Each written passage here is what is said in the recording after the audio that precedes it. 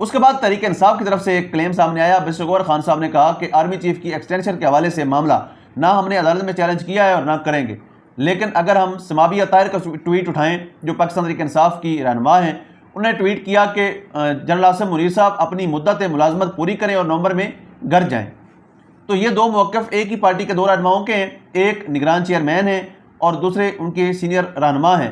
تو اب سوچنا پڑے گا کہ تحریک انصاف نے اس کے اوپر کیا سٹانس لینا ہے. لیکن یہ یاد رہے کہ ماضی میں مسلم لیگ نون ہو، پیپلز پارٹی ہو، یہ کلیم کرتی رہی ہے کہ ہم ایکسٹینشن کے خلاف تھے، خاص طور پر مسلم لیگ نون، جن کو عادت ہے کبھی کبھی وہ جس طرح سے ہوتے ہیں نا بارشی مینڈک، ان کی طرح یہ عارضی طور پہ انقلابی بنتے ہیں اور یہ کہتے ہیں کہ ہم اس گناہ میں شامل نہیں تھے، ہم نے کبھی ایکسٹینشن کی حمایت نہیں کی.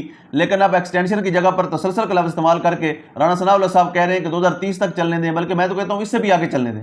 تو رانا صاحب جو ہیں وہ شاہ سے زیادہ شاہ کے وفادار بن رہے ہیں اور تابعداری میں بہت آگے نکل گئے.